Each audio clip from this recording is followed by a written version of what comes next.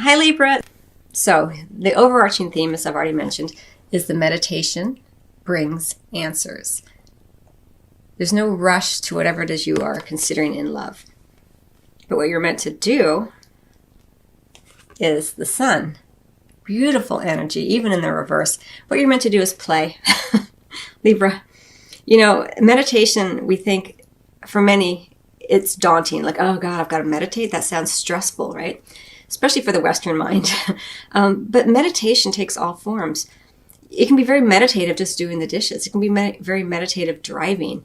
And the reason that it's important to allow yourself moments and time to allow your brilliant intellect to have a break so that your heart can take over. And this happens sometimes when we're driving or doing dishes or doing something that feels very meditative, mowing the lawn, something, kind of repetitive like that. Our egoic mind loses interest in what's occurring, and it allows our true selves, our heart energy, to come forward and provide answers. So this is why it's going to be important. And so for you, Leo, or Libra, it's coming in as the sun energy. Like play.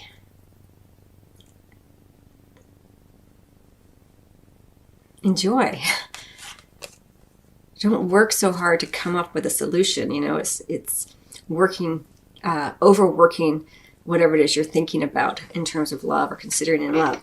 This is for coupled, single, doesn't matter. There's an invitation here and an opportunity to play, because that provides you that opportunity for your ego to quiet down and greater understandings to be brought forth from within you, so that you can make choices and decisions based on more balance, right? You Libra individual, you like to have balance. You don't just want to be your mind. Your mind is what you use, but your heart is who you truly are. And so you're being asked to drop into the heart more during the month of December. Now, I will say that, it's coming in for me in a big way. Very simplistic energy, actually. It's just play. Just play. You may even want to reconnect with friends from the past to engage in play. People who knew you when, with whom you have a connection based on childhood, which oftentimes feels more playful, before all the responsibilities and the worries and anxieties that often go with adulthood. I don't know, it's coming in that way. All right, so, and then what you're meant to not do or stop doing is the Six of Water. So this is really interesting, because as I feel it, there's this idea of play, right? Meet with friends, even from the past. But what you're meant to not do or stop doing is stop spending time. And this might help you, actually, going back to the past. Stop trying to force things to be how they were. That's how it feels like. Like if you are hung up on an ex, and you're thinking about them all the time, and you're romanticizing how great it used to be, this kind of thing, you're meant to stop doing that. That was then. This is now. You can certainly have fond memories, but don't live there, right? You have to be present. Here, play in the sunshine. When the sun is at its highest peak in the sky, everything is illuminated. Everything's joyful, full of life. Everything's clear. But when you're looking through the lens of the watery energy, you can't see things clearly. And there's a certain romanticism that goes with it. Like, oh, things used to be so great. Maybe they did, maybe they didn't, but they aren't the present moment. So that's what you're meant to not do or stop doing. And it may be that there could even be someone from the past who comes back in, and you're meant to not do that either. Like you can hang out with them or whatever, but don't romanticize the way it used to be. Like if an ex comes back in, don't be like, yeah, it was so good with that person. And then you're like, wait a minute. No, actually it wasn't. They didn't really treat me that great, or I didn't feel like I could be my real self without them wanting me to change a little bit. And so there's a huge emphasis here on that. And it's a little bit of a dichotomy here, because for me it's coming in as play and even revisit the past in a way that's joyful and playful. But it may be coming in that way in terms of what you're not meant to do, because you have to, in some ways, revisit the past in order to clear that energy.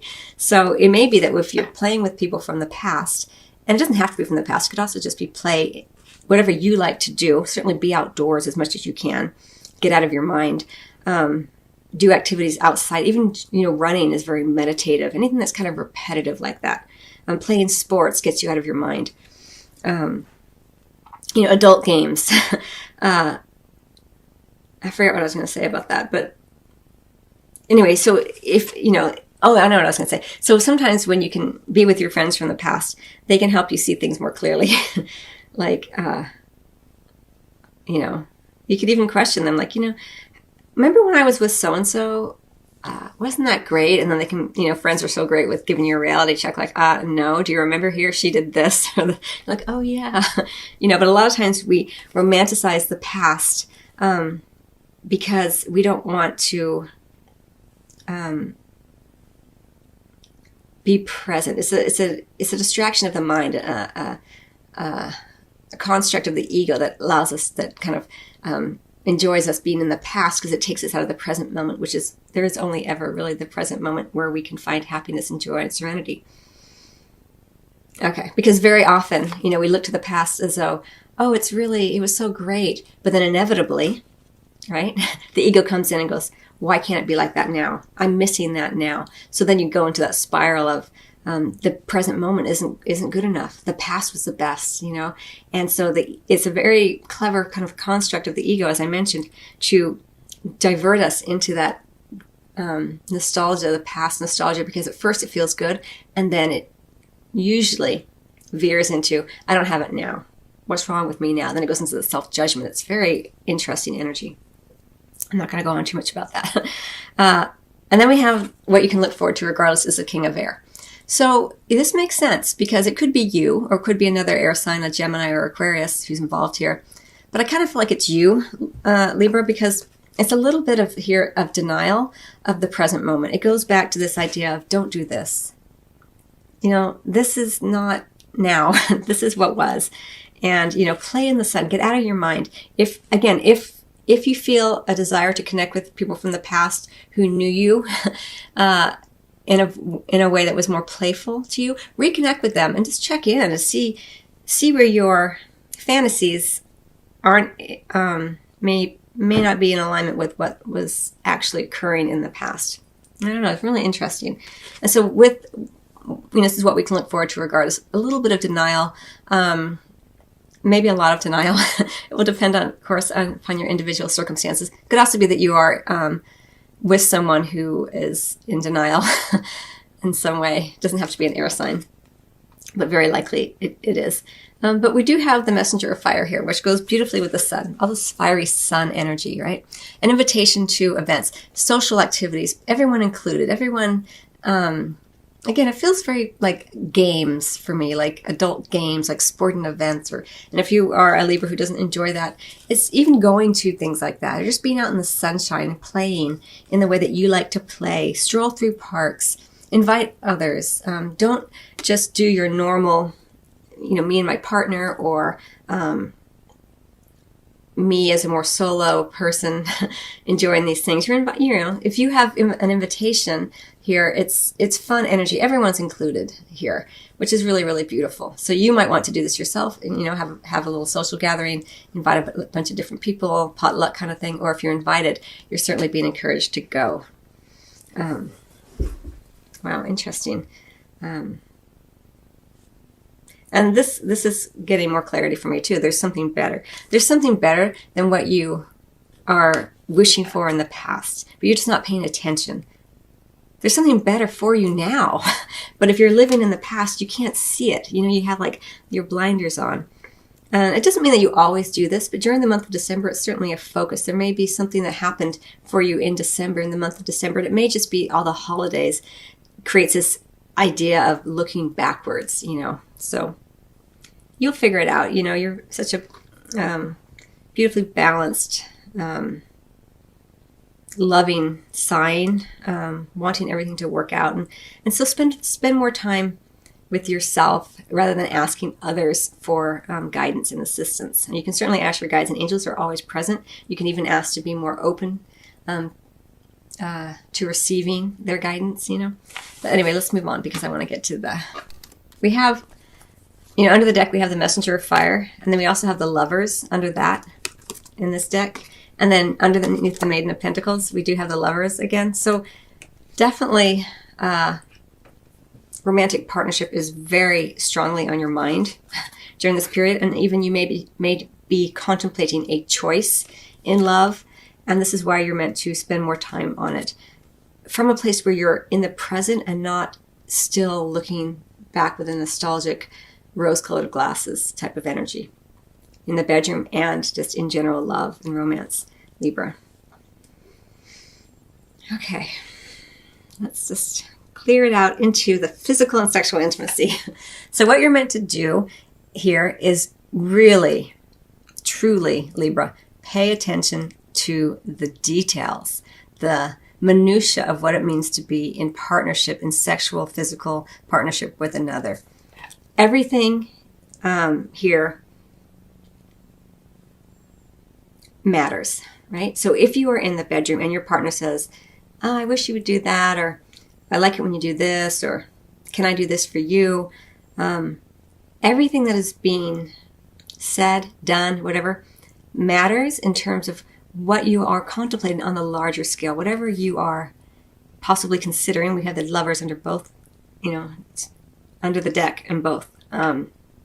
2 cards down each one. So it's bubbling up under there, whether you're conscious of it or not. This is why it's so important. Like, pay attention. If you are kind of going through the motions with a physical act with a partner, and if you're not physically or sexually active in the moment, pay attention here to all the ways in which you want to be. You're getting clear on what you want. Are you wanting just someone who can roll around with you and can please you physically, or are you looking for someone who can also engage you intellectually, mentally, who can laugh with you? You're fine-tuning here. So this is why it's so important to pay attention.